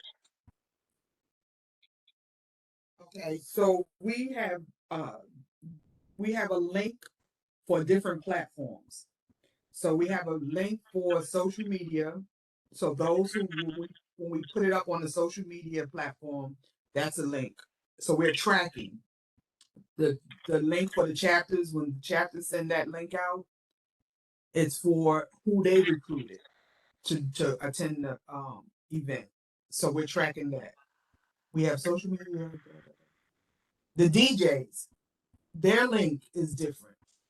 So when they link, when they send out their link, it's going to track who they invited. So we're tracking it. Now, does it ask for Heidi? Does it ask for the address? Because I think it asks for the address, correct? Yes. Okay, so Well, we'll get at least the email address. yeah. So we'll have all that information once we pull it down. Okay, okay. Yeah. And then there'll So be a follow-up with that. right. So yeah, and then what you can do, and we'll have a table at the event for even sign up. Right. Great. You know, so and we'll find out where they're from, and then we'll connect them to the various chapters in whatever area they're from. Okay. Now, what about the first part was distribution of the monies that are generated from this activity and event, the criteria that's used to distribute that money? Well, it's going to one pot, so it's not a distribution. It's just going to the foundation to set up a legacy scholarship. Okay, and the legacy scholarship will have a criteria associated with it, right? Yeah, so that will come from Phyllis. That's above my pay grade. I'm sorry. That'll come from Phyllis and Heidi. They'll make that determination. And the executive committee, but the goal Executive committee, yes. The goal is that the scholarship is for a legacy student. Either they've had a parent or grandparent attend Morgan. Okay. Yeah. That's what I was hoping. When you hear legacy, that's what I was hoping it was for. But I just wanted to be sure in terms of where we were with this. We have the event, we collect the money, then once the money is collected, then we'll establish criteria for distribution of the money. Yes. Right, because you will have to make the letter of agreement with the foundation, and that will include the criteria. And then the foundation will assist with the distribution of that. That's entirely what they do. And they work with registration, financial aid, the bursar. They work with everybody across campus to meet the criteria that will be established. So until such time, we will have whatever is collected on our books. No, it should be in the foundation. I think you need a minimum of $10,000 to establish an endowment in the foundation, but Yes. once it is established, any funds raised after that will go to that core principle of that endowment. Well, I guess the area where I'm a little bit confused is if we don't get $10,000, then we will maintain whatever was collected from the event on our books, because we haven't had we wouldn't have enough to establish the foundation account. No, we will continue to have events until we reach that mark. So Yes, and there'll we be will other hold the money events. in our. That's what I'm Yes. asking. This would have What to else? stay in it would have to stay in your accounts until you reach the minimum required. Yes, Yes. that's Yes. and we would have a separate line item for that on our. Yeah. our So books. Yes. I think I totally understand. Let me jump in. I totally understand what the question is. We would earmark those funds on our books until we receive guidance to take those funds off our books. We have a line item for miscellaneous income. We would just, as an executive committee, make a determination on where we want the funds to sit if we come underneath the $10,000 threshold, but that money would be earmarked for the foundation scholarship. So yes, to your question, we would temporarily hold those funds until we will receive the guidance of where to move those funds for the scholarship. Thank you so much. Yes, and then for future, if we wanted to increase the endowment, you can do that. You'll simply do like an update to it. So for those of us who have endowments now with the foundation, we can increase it because the more you add to it, what the students are being paid is the interest that's accumulated on the endowment. So even though we start with 10,000, which is the required amount, we can still add each year. Like we can, if we have another function and we get, I don't know, 5,000, we can rewrite or adjust what we put in, because the more we put in and build it over the lifespan, the more we can give out to the students that are legacy, because they'll never deplete the 10,000. It'll always be there. So we got it up to 100,000. They are paying the kids out of the interest.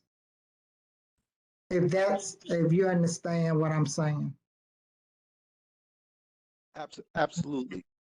So whatever the principal Anthony, amount I know we have that's other there. people that has questions too. So if you can, I'm sorry. let's Okay. be fair and give other people a chance. So I'm done. Andrea. Well, my question was back when Phyllis was talking about the DJs and things like that for the old school music, but I was looking at the years that the DJs were listed.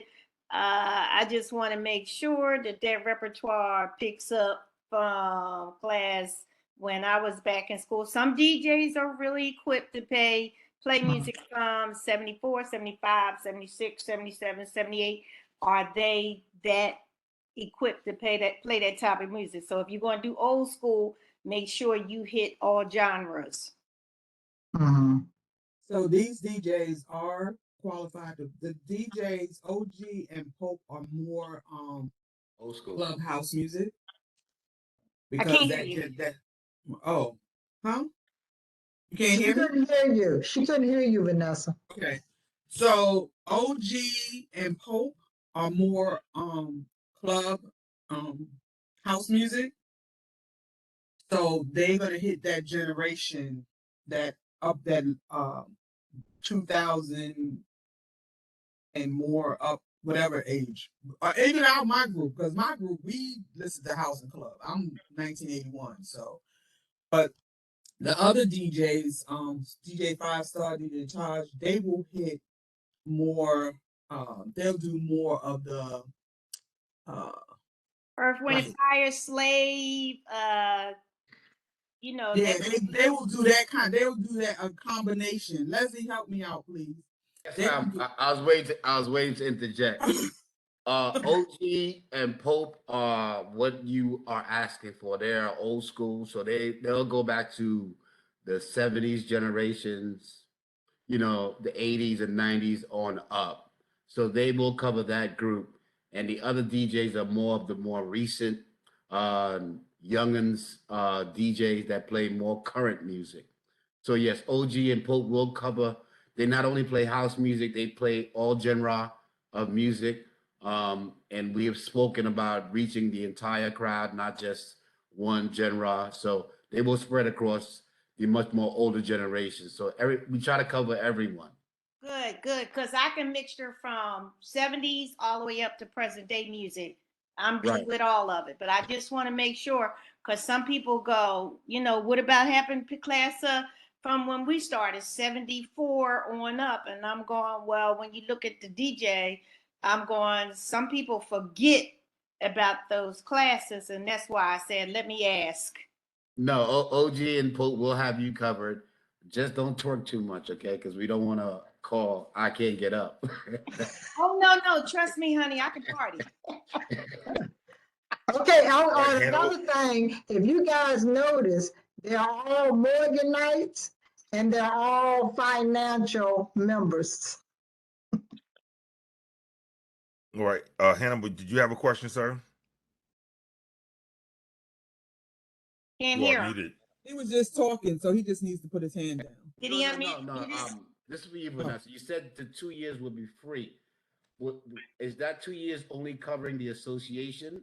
Because they also will have their chapter fees also. So is it 2 years covering the chapter and the association, or just the association dues?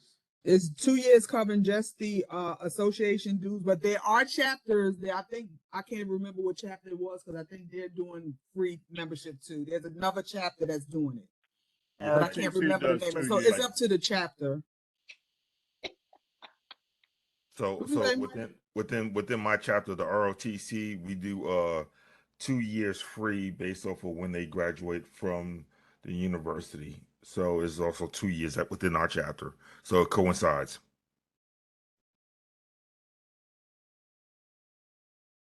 All right.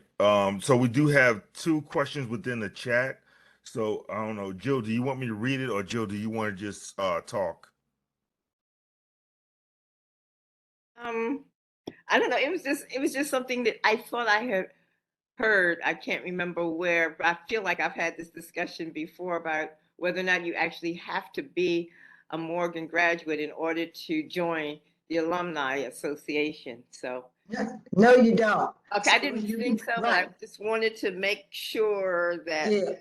Yeah, so when you go to the bylaws, if you can be an associate member, like my younger daughter is a graduate of University of Maryland, Eastern Shore, but she's also a lifetime member of the Morgan Alumni Association as an associate member. My older daughter, who is a Morgan grad, is a regular member, but a lifetime member of Morgan. So we have those who are friends of Morgan, who may have graduated from A&T or somewhere else, or their child went to Morgan, or maybe their spouse or parent. They are associate members of the Alumni Association. So any friends, family who want to join, we welcome them. okay. Thank you. You're welcome. All right, I One see more we have a thing question is from also, I'm Rochelle. sorry. Rochelle, do you want to ask your question, ma'am? Yes, thank you. Can y'all, give me 1 second, y'all?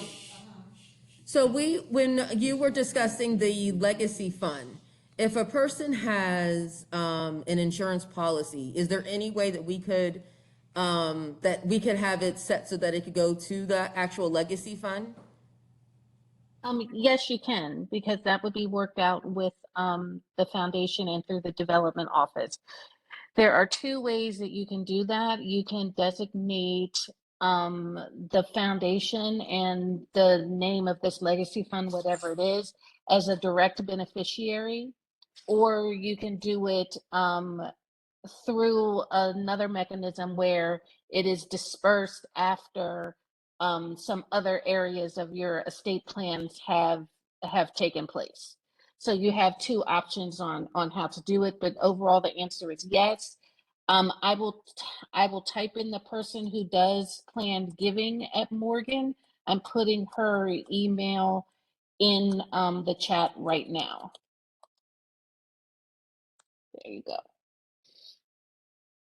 All right. Thank you, Heidi. So from there, I see no more hands raised and no more questions within the chat other than the statement from Cody. He also does the free membership for new alumni. So we'll get into our final session, which is going to be a wrap up, closing, and a survey. So Oh, I had one thing, Alon. Someone had a question about what's the difference with a loan and a grant? Some grants you don't have to pay back, but you have to meet all the qualifications. Some grants, like Pell Grant, let's say you got a Pell Grant and you dropped out of school, you didn't get your degree, or you some kind of way later on didn't meet the financial qualifications for need, then you would have to pay that grant back. So it depends on what kind of grant you are getting. So the finance committee will look at if they're saying grant versus loan, whether or not the student will have to pay it back. Or possibly they could offer two. One you wouldn't have to pay back and one you would. thank you, Madam President. All right, over to you, Mike Bell. I got my hand up. Okay. Mike, before you continue, Oh. I have one more thing to say. Wait. Phyllis, could you explain the difference? Like you just talked about not having to be a graduate of Morgan State University in order to be a part of a chapter. Could you explain what they cannot do? Like they cannot hold an office or things of that nature, correct? Right. If they're not a graduate of Morgan State University, as in a regular member, they cannot hold, let's say, president, vice president, any of that. They can chair, for instance, an ad hoc committee. They can chair that, but they cannot hold a position. Because if you think about it, do you want someone who is a graduate of A&T being president of alumni chapter? I would think the answer would be no. So you can be a member, but you can't hold office. And you could chair a committee. You can do that as well. But And are they only regular members can hold an office, not honorary, not associate, only the regular members. and voting? And right. Okay. So and right, say let's hear it. Right. But if you go to the bylaws, it details in the bylaws. Okay. All right. All right. I just wanted to clarify that. Todd, you have your hand raised, sir. Very quickly, could Heidi or Vanessa just provide an update on the hotel for homecoming so that chapters could share that information? The official hotel, Hotel Indigo? Yeah, Hotel Indigo in Baltimore is the new host hotel. If you have not gotten a room, or if you know people in your chapters are going to need space, I would direct them to book quickly because the rooms are going quickly. So Hotel Indigo in Baltimore, I will put the link in the chat. Morgan has a special rate for homecoming, and we have rooms reserved for Thursday, October 6th through Sunday, I think, October 9th. So I will make sure to definitely, I'm putting the link in now. Anything else, Todd, that I should mention? No, it's well, I'll just say it's very close in proximity to where the extravaganza is going to be held, and I know I booked my rooms, and they also provide parking. But I don't think you can walk from the hotel to the extravaganza, but still. You can't another walk. thing- It's a short Uber ride or a carpool. Parking is across the street from the hotel. I think it's like $5 or $9 something. Very inexpensive. So it's a great location for us. Yeah, and The what, hotel. Oh, excuse me. I'm there, sorry. there there was something shared that that same weekend is a big marathon run in Baltimore City. So a lot of the hotels downtown are going, the rooms are going pretty quick if they're not already gone because of that event. So again, just as Heidi said, you know, you don't want to wait. So share that information as quick as you can for those who are interested, because homecoming this year is October 8th, so it kind of conflicts with that event for the city. All right, thank you, Todd. Andrew, I know you have one last question, then we'll turn it over to Mike for wrap up. I think would it be me in line? Yes, ma'am. Okay. I think Todd, you were saying, or Heidi was saying about parking across the street from the Hotel Indigo. There is parking across the street. We stayed there we stayed there just past April.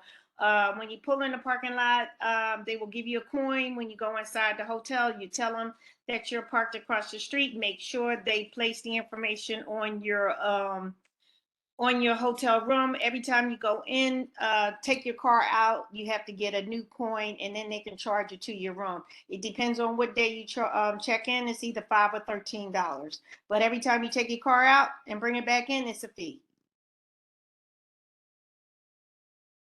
Thank you. Over to you, Mike. Okay, we muddled through the last 30 minutes, but we're done. I want to thank everyone for your participation.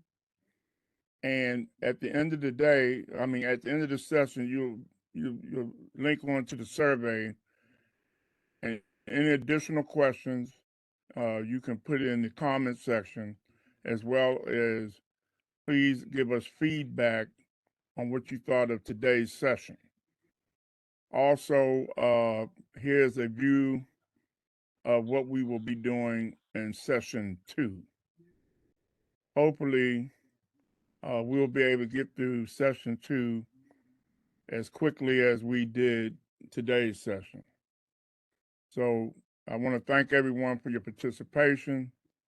And in closing, that's all I have, unless the president or anyone else has any comments. And on a particular note, if anyone needs to know the particulars about doing a insurance policy or a will donating money to Morgan, contact me in my email. Thank you.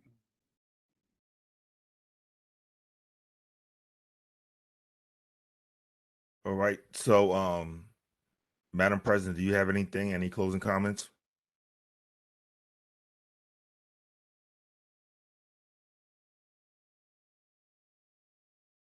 I think she put them in the chat along. Okay. Oh, yeah, I see it. All right. And Heidi, do you have anything, ma'am? Just thank you everyone for attending, and I appreciate all of your support for Morgan State University. Thank you to Vanessa for doing an excellent job on her presentation. So I'm looking forward to seeing everybody again in a couple weeks. Sorry, Alon, I was doing the survey. Okay, thanks, everybody. This was excellent. I'm so glad you could join, and I hope you will encourage other chapters to join for the second piece, and that they can go to the recording for the first piece. I will have the recording up by tomorrow, along with the chat in a Word document, so everybody can have visibility within the folder that has the Google Docs. And also, you've probably seen that I dropped the flyer in there, early flyer for you to get that if you want to start pushing that out to your chapters. So that's all I have for right now, and I'm going to stop the recording. Thank you, Alon. I think the flyer has already been sent out to everybody, and we've been sending it out to people, to our chapter members.